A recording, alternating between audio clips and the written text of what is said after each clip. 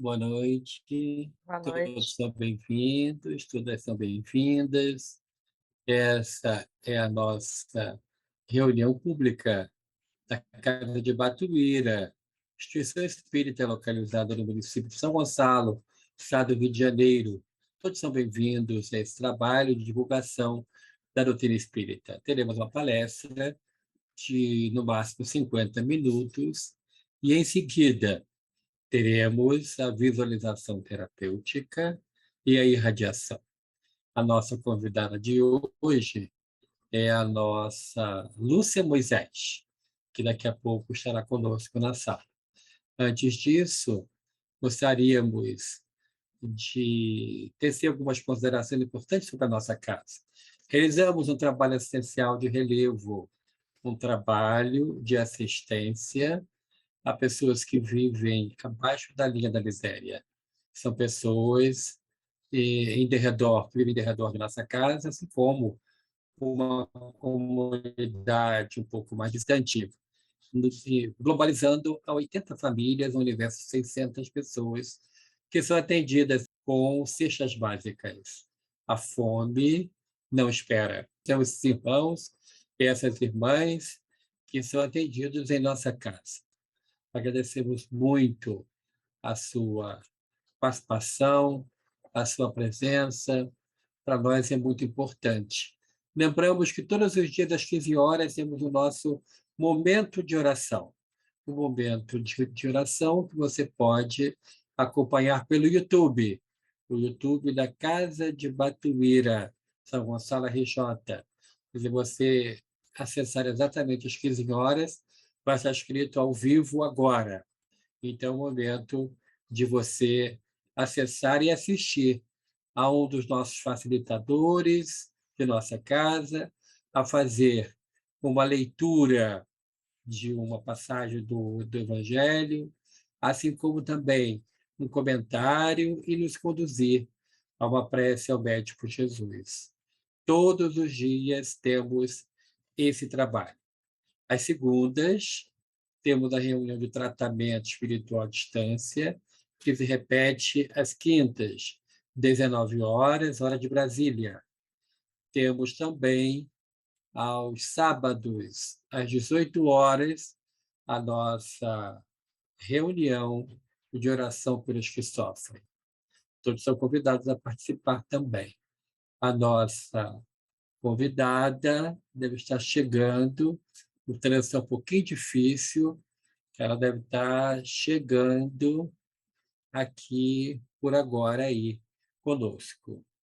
Lembramos que em nossa casa nós lemos sempre, nas aberturas dos nossos trabalhos, o livro Mais Luz, que é o único livro organizado com mensagens recebidas mediunicamente por Francisco Cândido Xavier, ditados pelo mentor de nossa casa, Batuíra. É um livro muito importante para todos nós, e nós, de alguma forma, homenageamos a ele fazendo a leitura de uma página, de um momento de um nosso estudo, a todas as reuniões nossas, as públicas, assim como as reuniões reservadas também.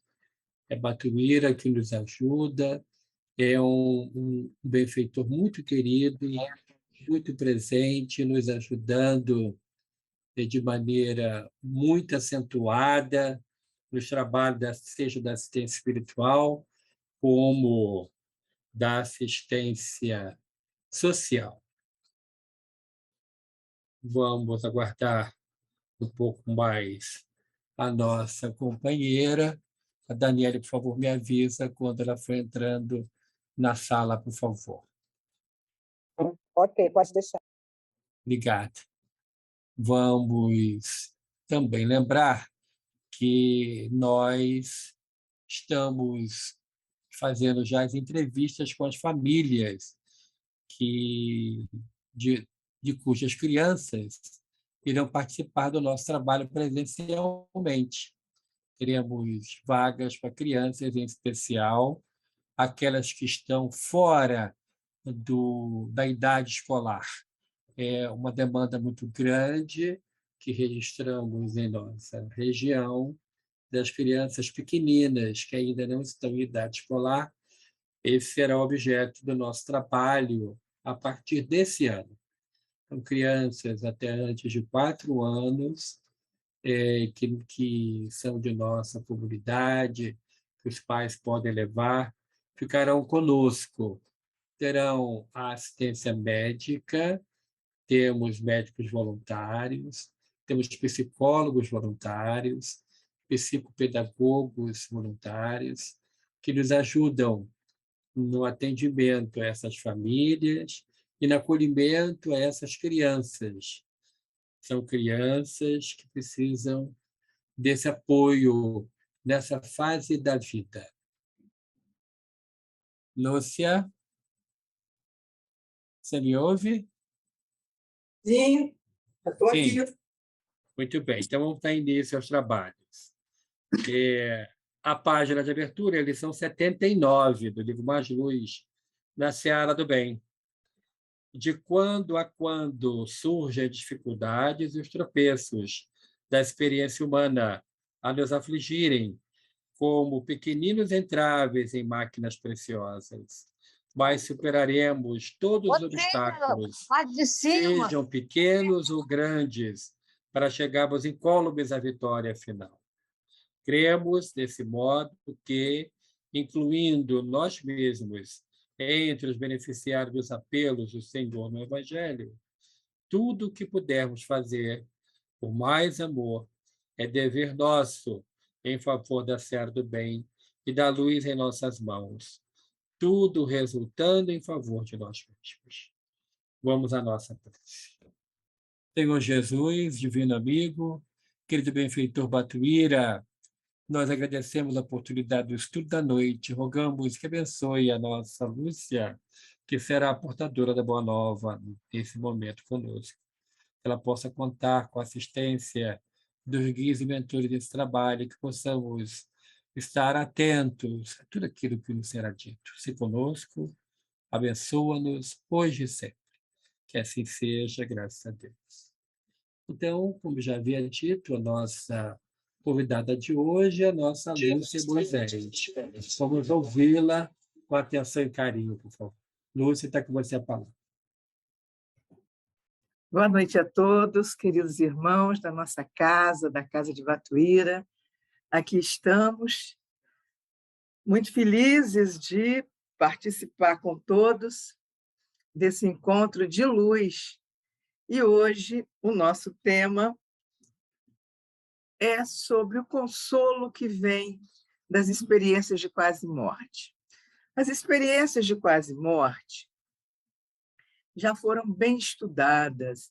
É um assunto que nós, no movimento espírita, conhecemos bastante e que eu mesma, em tempos passados, me dediquei a estudar um pouco mais sobre isso. Mas hoje, para ser mais precisa, o ano passado, para minha surpresa, eu descobri que um médico neurocirurgião daqui do Rio de Janeiro, ele publicou um livro sobre o assunto e ele foi entrevistado no Bial. Chamou muita atenção porque, na hora daquela entrevista, o Bial ele vai desenvolvendo, ele vai dizendo: chamem de alma, de espírito ou de consciência, não importa. O fato é que a ciência não explica. Nós não temos explicação para coisas que acontecem e que existem inúmeros relatos. Aí o Bial pergunta para ele: você está dando uma expressão feia? Você está dando a sua cara a tapa? E ele diz: estou dando a cara a tapa, porque é uma realidade. A gente não pode negar que existe, sim. E eu fiquei realmente muito impressionada. Eu falei: olha, eu sabia quem era ele, porque ele era um daqueles que dirigiu. Voltou! Experiências de quase afinal, o que somos nós? Tem no YouTube, e para mais de 300 depoimentos de pessoas que tiveram experiência de quase morte. O nome dele é doutor Edson Amâncio, eu já o conhecia de lá. E aí resolvi comprar o livro, tenho dado o livro de presente para médicos da minha confiança, né, porque eu acho que é tão interessante. E, nesse desdobrar de buscas, eu encontrei mais um outro livro de uma pessoa que eu já conhecia também, só que esse, para mim, foi definitivo. Por quê? Ele vem há mais de 20 anos pesquisando. Ele é psiquiatra, ele é cético. Ele foi criado numa família onde o pai era também médico e ele foi treinado a não acreditar em nada disso. Nem religião ele tinha.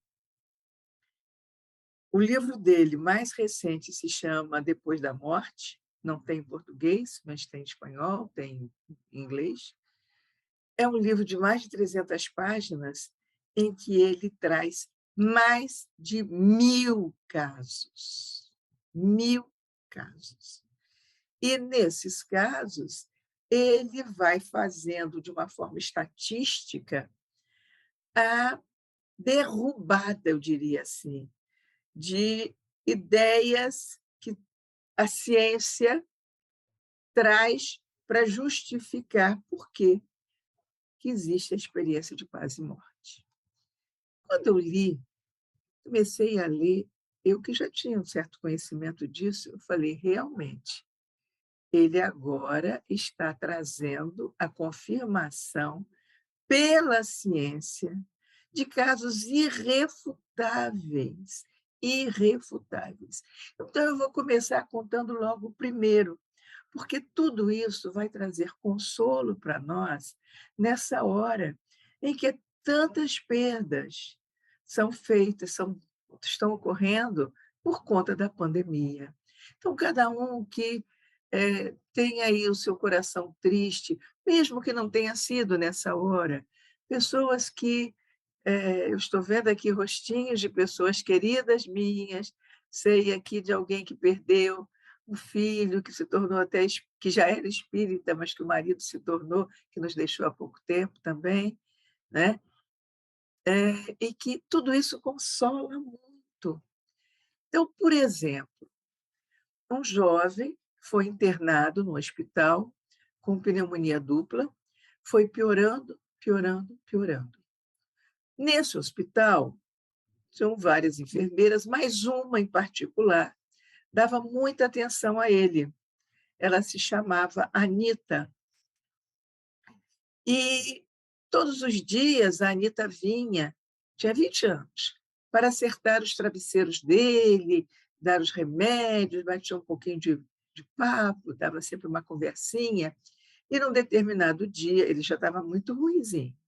A Anita chega e diz, amanhã é meu aniversário, só que eu não vou ficar aqui, eu vou para o interior, isso nos Estados Unidos. Eu vou viajar para o interior, eu vou para a casa dos meus pais. Só vou voltar na semana que vem. E aí ele até, tudo bem, tinha outras enfermeiras, só que ele piora muito. E ele, no que vai piorando, piorando, vai tendo uma crise e tem uma parada cardíaca. Nessa parada cardíaca, que é a tal da... Hoje tem muito processo de ressuscitação, é bom que se diga. Por isso é que tem tanto caso. Tem muita gente que volta porque foi ressuscitado através de massagem cardíaca. Pois bem, ele tem, então, é considerado clinicamente morto. Nesta hora, ele vive uma experiência de quase morte. Nessa experiência de quase morte, ele vê a Anita chegar ao lado dele,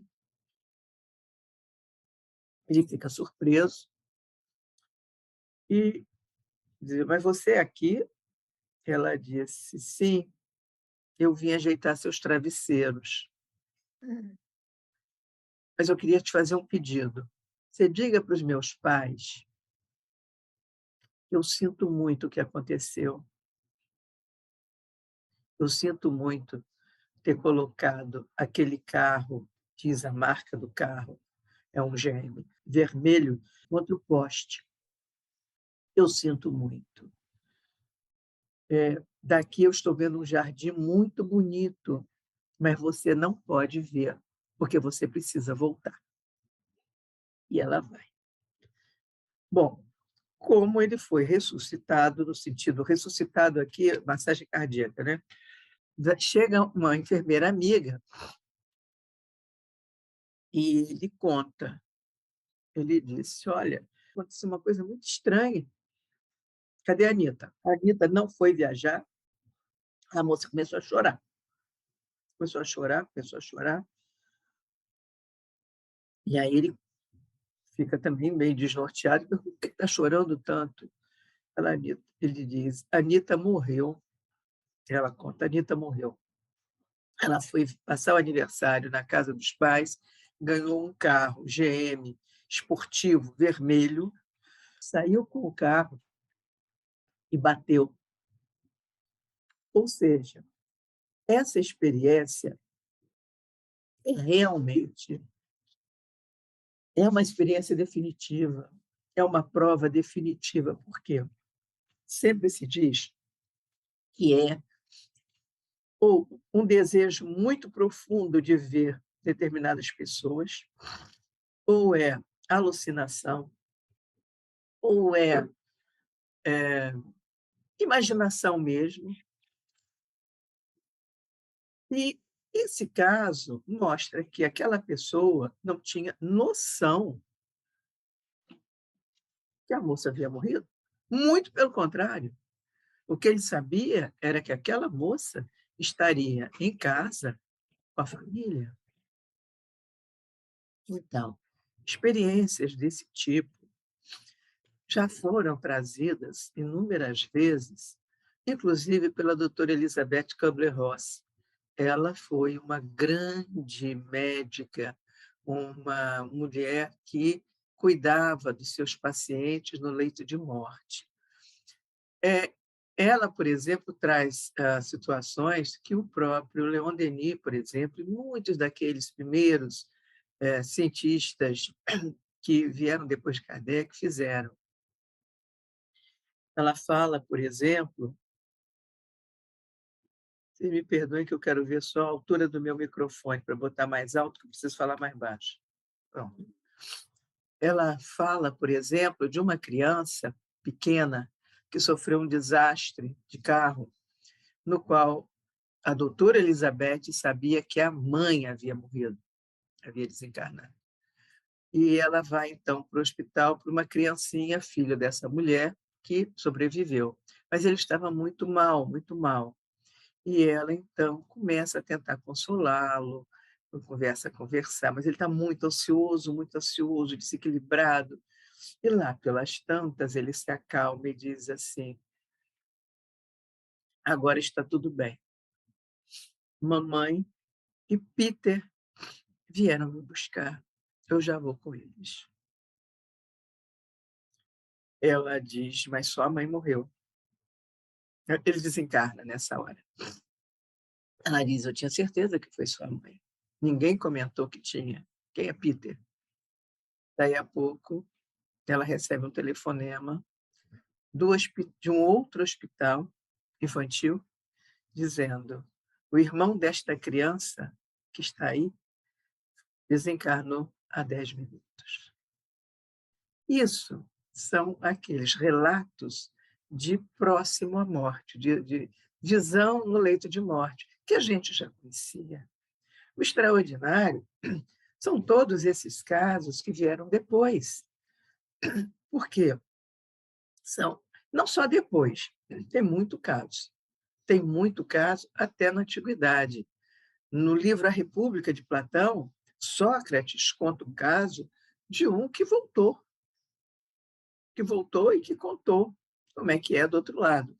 Então, a antiguidade traz, nós temos.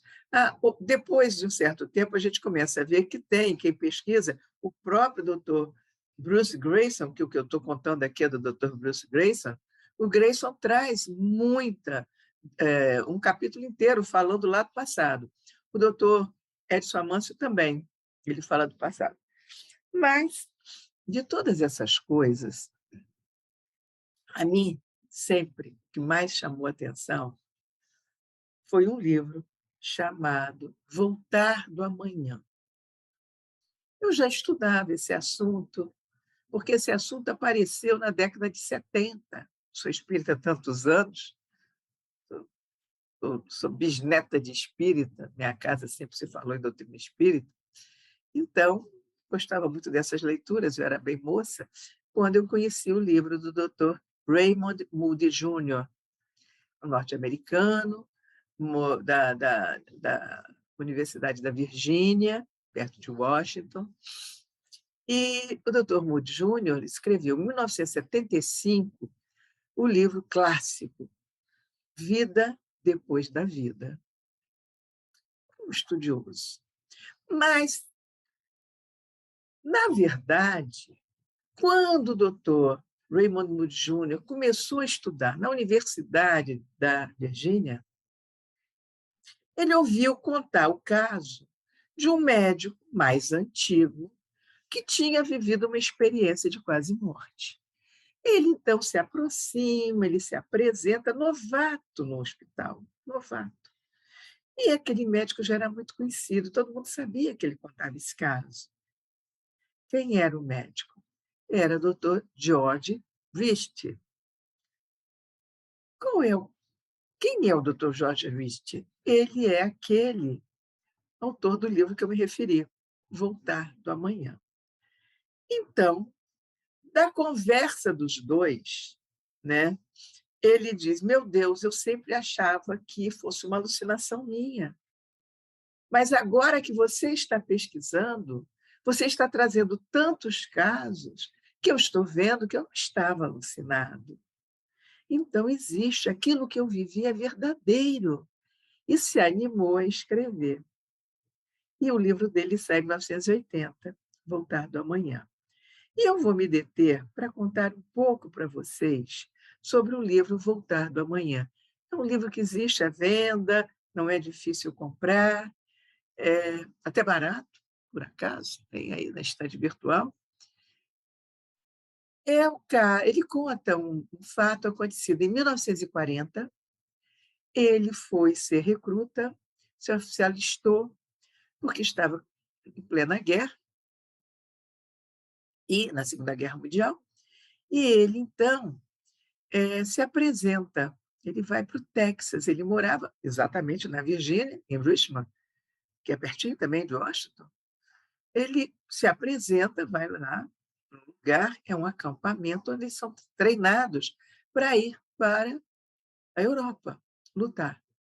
Mas quando ele chega, ele conta dos sonhos dele, ele é um menino muito aplicado, ele já estava na bica de ir para a faculdade de medicina, era o sonho dele. Ele relata isso e a gente sabe que não existe acaso, ele é selecionado para ir fazer um curso de medicina pelo Exército. Só que tem uma seguinte ordem: você tem que ir já. Você precisa ir amanhã.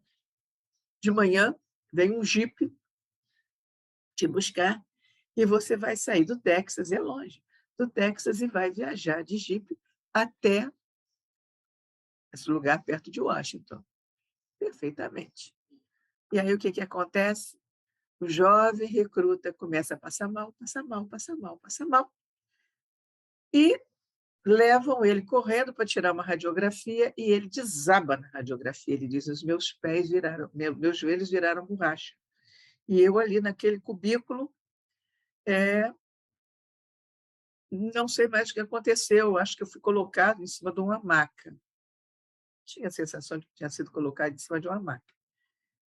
E ele diz, pois é, mas eu tenho que ir, eu não posso ficar aqui.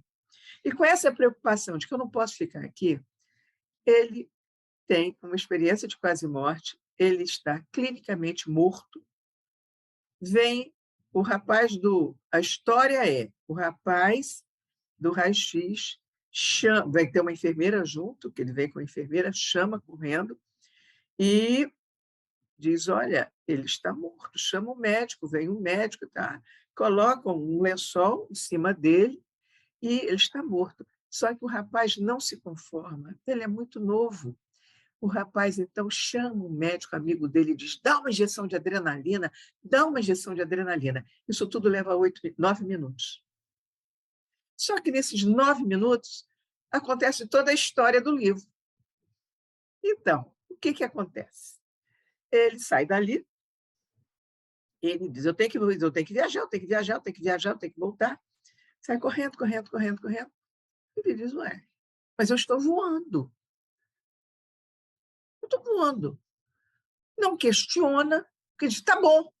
Imagina, 940. "Tá bom, porque assim eu chego mais rápido". E vai voando sobre cidades, sobre colinas, sobre vales, rios. Aí ele diz: "Espera lá, pode ser que eu não esteja na direção certa, é melhor eu descer". E aí ele desce numa determinada cidade e ele vai, de longe ele vê um café, com o nome do café em gás neon escrito. Aí desce, vê que um homem vai entrar, ele fala com o homem, ele diz: "Por favor, você pode me dizer que cidade é essa?". O homem não dá ouvidos a ele, e ele tenta então, o homem fecha a porta, ele tenta abrir a porta, mas a mão dele não segura a maçaneta. Ele diz: "Ué, eu não consigo segurar a maçaneta?". Aí ele sai, não consegue entrar, né, vai, se encosta no poste. Quando ele se encosta no poste, o corpo dele passa através do poste. Ele diz: "Epa, cadê meu corpo? Eu não tenho mais corpo". Aí ele olha: "Não tem mais corpo". Volta correndo, tenta pegar o corpo dele. Eu vou pular esse caso, esse fato aí, porque as outras coisas são mais interessantes. Não que não seja interessante, mas para a nossa conversa. Ele então volta e vai para aquele cubículo, tenta levantar o lençol para ver se é ele mesmo, ele se reconhece porque ele tem o anel, ele reconhece a mão dele, reconhece o anel. Depois de muita busca, ele vai lá e diz: "Ah, eu tenho horror de morto, não quero nem ver, mas eu acho que sou eu". Aí quando ele olha e diz que é ele, vê que é ele fica naquela indecisão, não sabe o que vai fazer, porque ainda não tinham dado ainda a injeção de adrenalina, ele ainda não tinha voltado. Nessa hora ele vê uma luz tão grande, que ele diz que todas se reunissem todas as luzes daquele hospital, não daria o brilho daquela luz, e dentro daquela luz chega um ser. No livro ele diz que esse ser é o Filho de Deus, mas ao mesmo tempo ele vai se referir muito à presença. E ele diz: "Ele me envolve com um amor, com uma sensação de paz, como eu nunca fui amado, como jamais poderia imaginar que houvesse um amor assim". É uma sensação fantástica. E mas nessa mesma hora ele começa a ver toda a sua vida passar, sem ter noção de tempo nem de espaço. Ele diz: "É difícil que as pessoas, com as palavras, eu consegui explicar isso, porque eu sabia, a palavra é eu sabia, eu conseguia entender tudo ao mesmo tempo e sabia que era aquela minha vida. E eu vi todos os episódios, são só 20 anos". E nessa hora, ele ouve esse ser perguntar: "O que que você fez da sua vida?".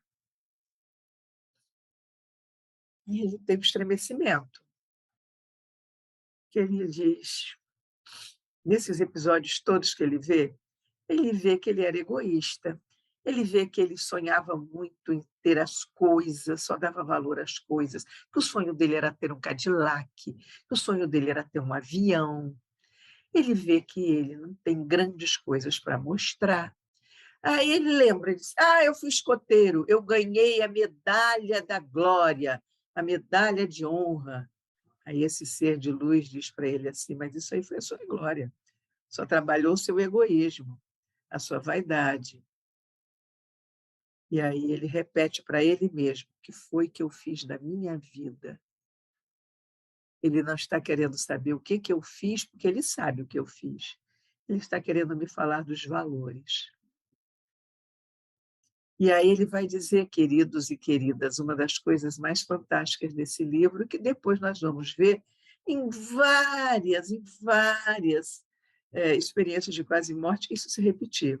O livro do Grayson, dos 1000 casos, e o do Dr. Edson Amâncio, aqui no Brasil, ele vai contar todos esses elementos, ou quase todos esses elementos, estão presentes.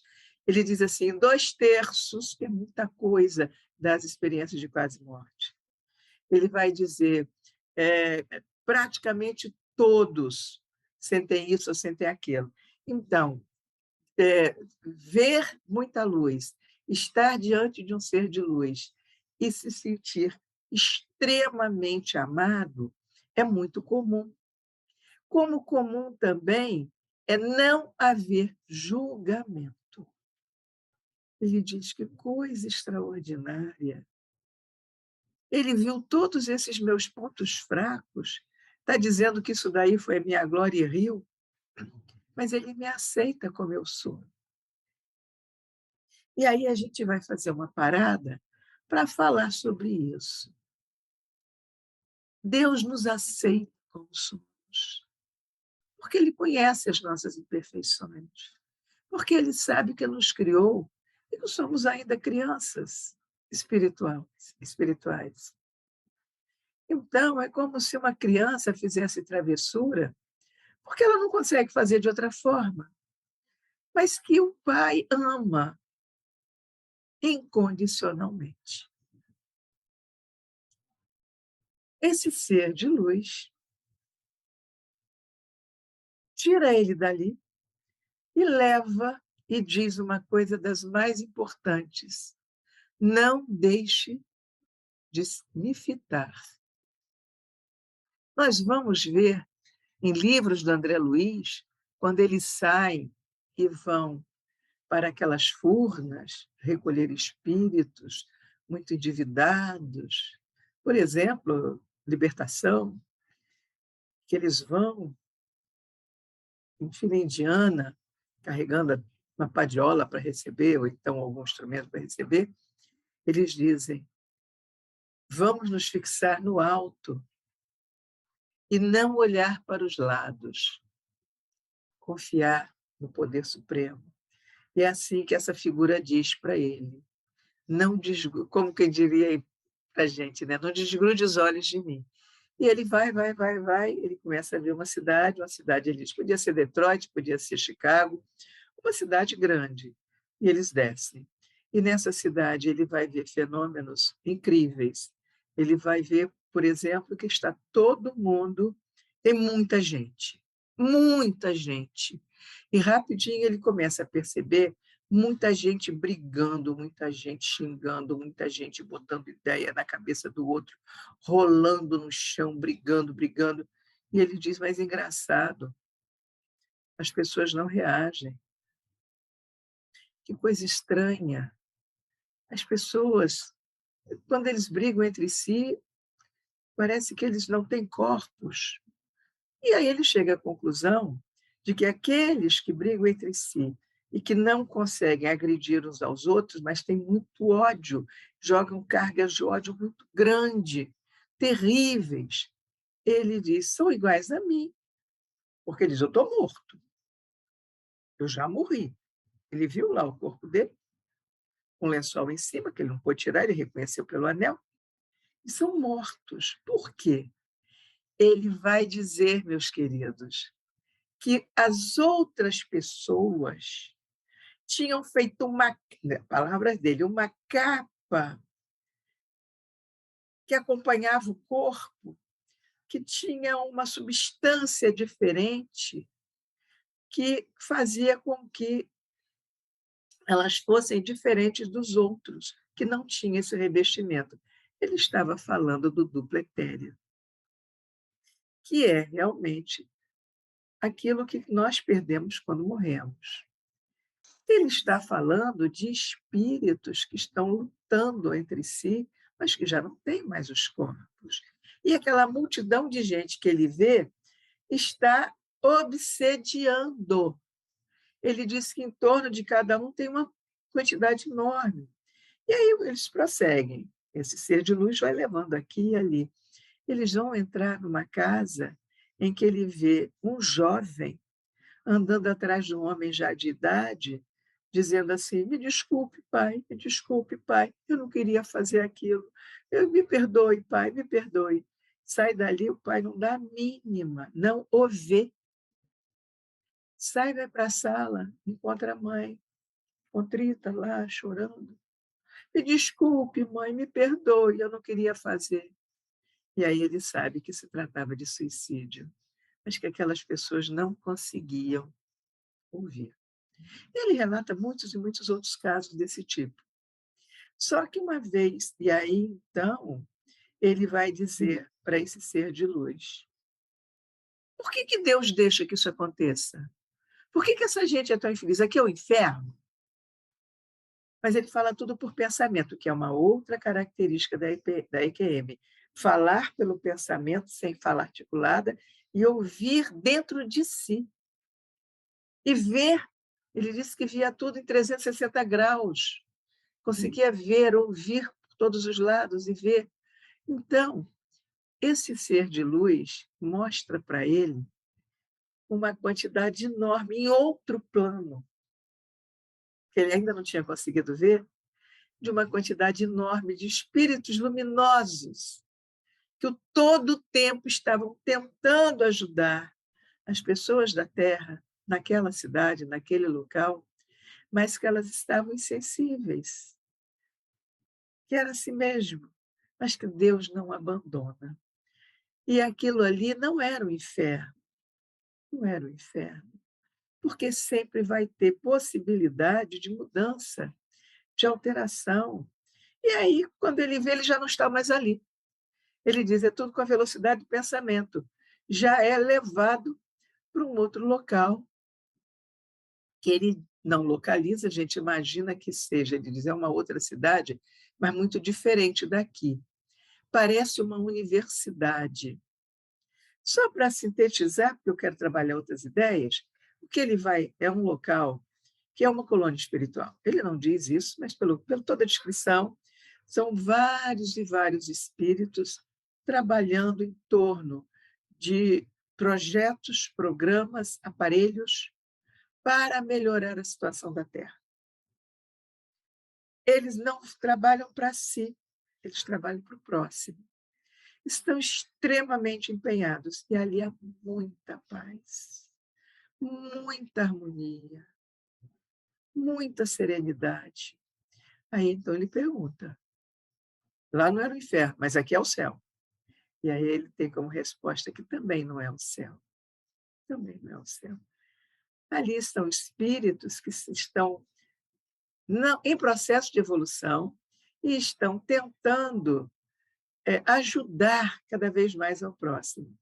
E eu fiquei realmente muito impressionada quando eu li, porque o livro já é antigo, o livro é de 1980, quando ele descreve uma sala com aparelhos, de tal forma que eles estão todos ali em volta, construindo esse aparelho, que lembra muito, muito o que depois a gente vai conhecer aqui com essa parte avançadíssima de energia nuclear, de tecnologia de ponta, porque mais adiante, lá, aí já por conta das palestras dele, por conta do Grayson, que já assistiu o doutor Rich falando, e ele é que vai trazer isso para a gente. Ele diz, aquilo que ele viu eram coisas que só agora, no século XXI, a gente tem. Eram coisas verdadeiras.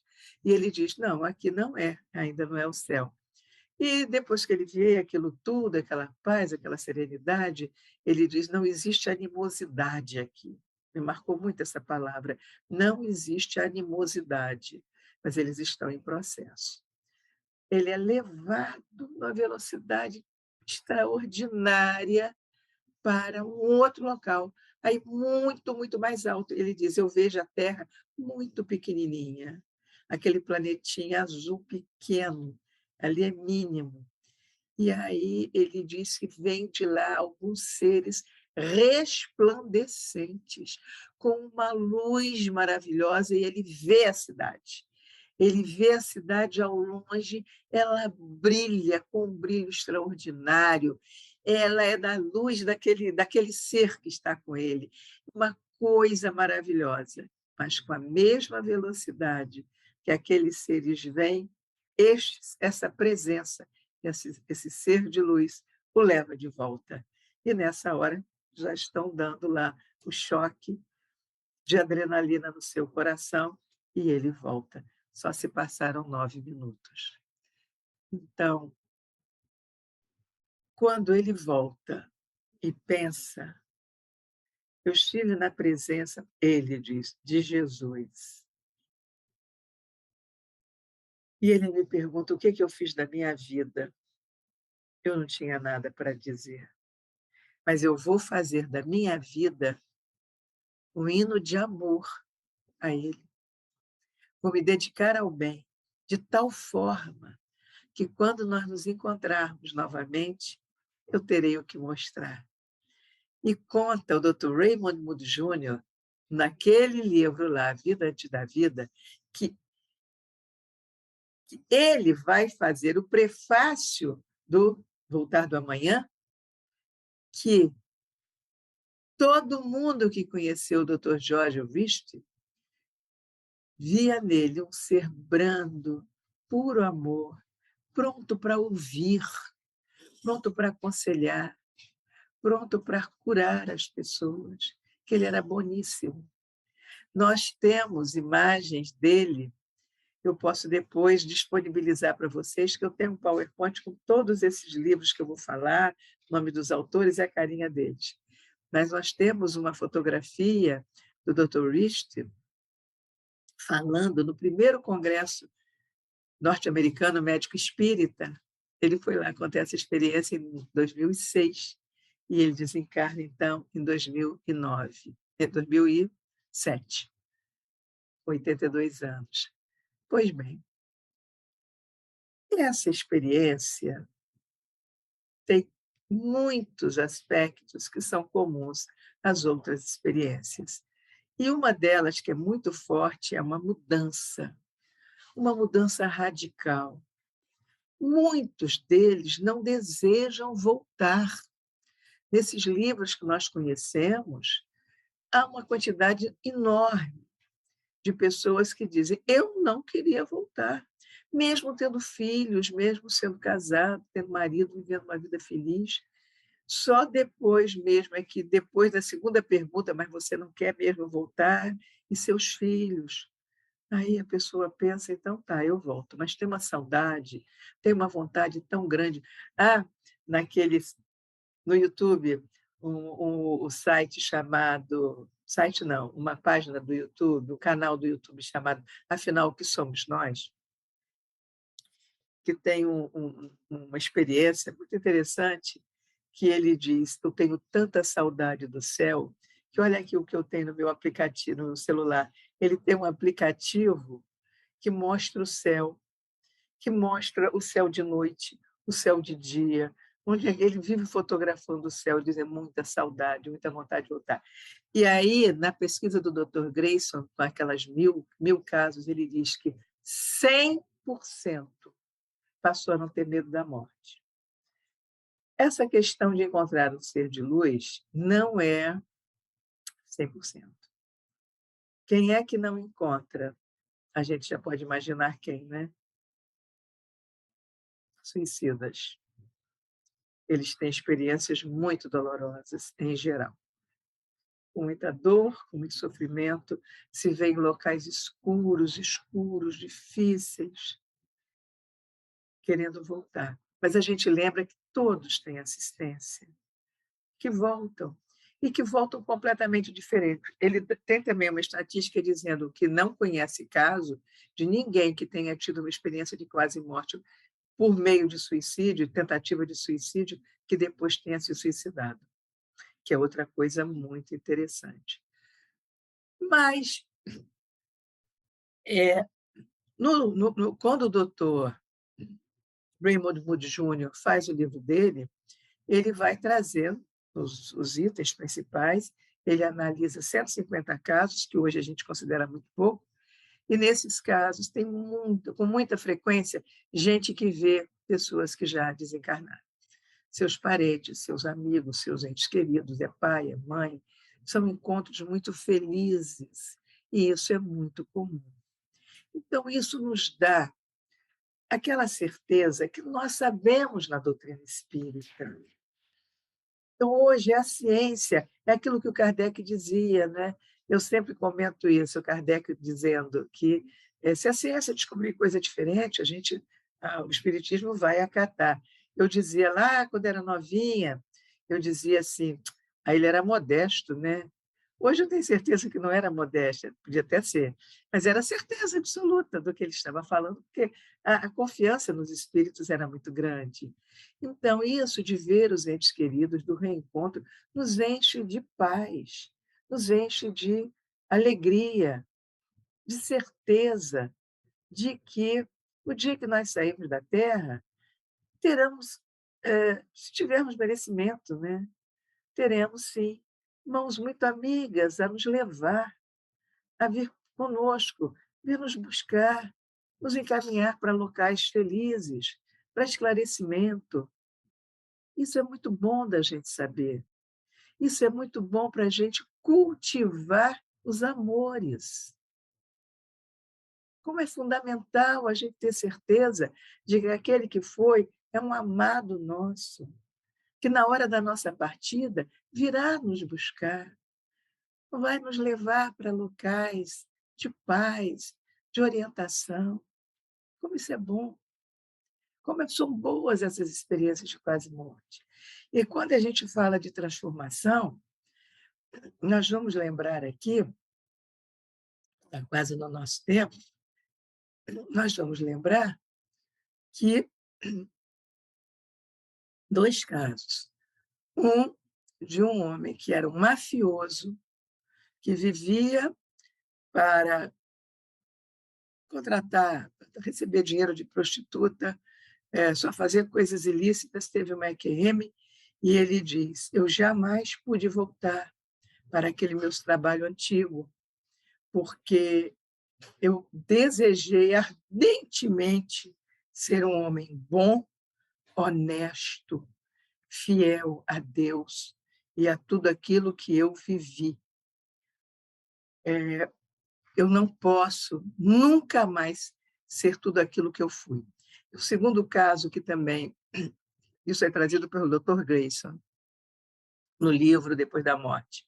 Ele diz assim, eu fui um policial durão, machão, daqueles que ofendia todo mundo, que me achava o maior de todos, era agressivo, violento. Depois da minha EQM, eu me tornei outra pessoa, a tal ponto que eu não consigo ver televisão, certos episódios na televisão, porque eu não consigo mais ver um tiro, ver sangue, ver maldade. Eu entrei para a Guarda Nacional, porque com a Guarda Nacional a gente só protege e não faz mais o mal. Veja,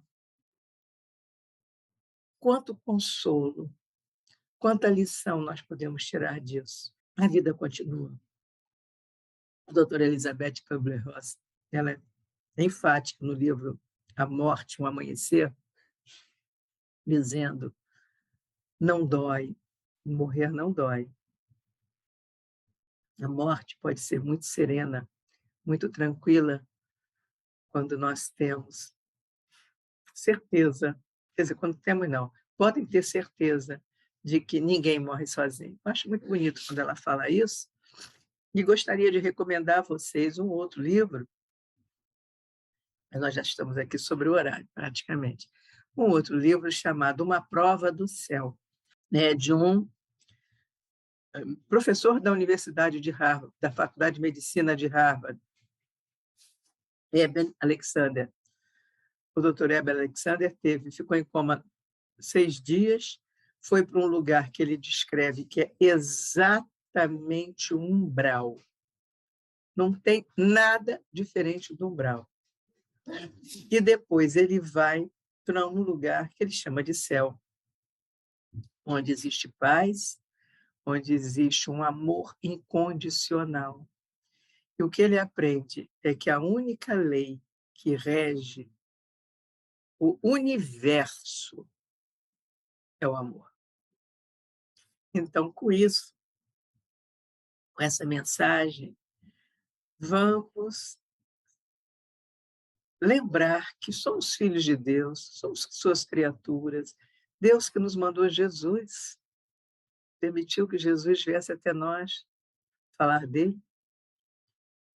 Ele nos ama, ele nos quer evoluídos. E vamos sim fazer todo o nosso esforço para nos tornarmos criaturas melhores. Eu vi que alguém perguntou qual é o tema da palestra. O tema é experiência de paz e morte. E eu dei o título de O Consolo que Vem das Experiências de Paz e Morte.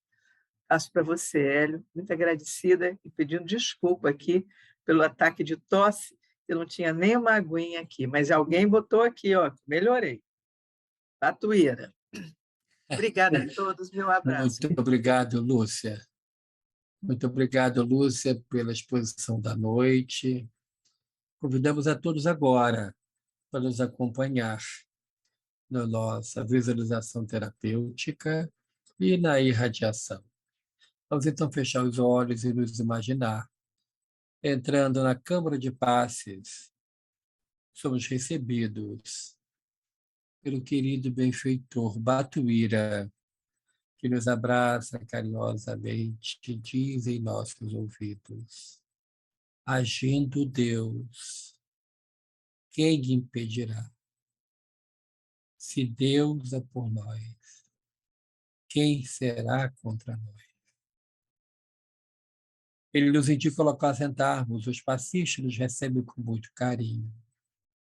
O querido benfeitor Batuíra faz uma prece ao Senhor Jesus, implorando por todos nós, pedindo forças, bom ânimo, saúde.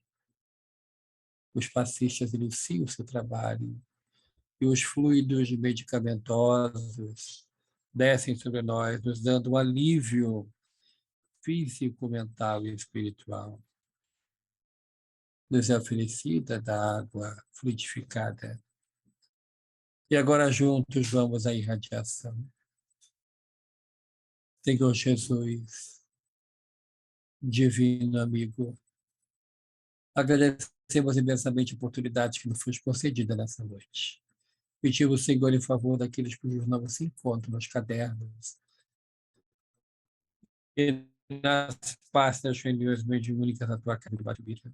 Imploramos, Senhor Jesus, em favor dos que estão em nosso pensamento, dos que sofrem no jornal da vida em todo o mundo, por todos eles, Senhor, nós te pedimos. Em nome do Pai nosso que está nos céus, santificado seja o vosso nome, venha a nós o vosso reino, seja feita a vossa vontade, assim na terra como nos céus. O pão nosso de cada dia nos dai hoje.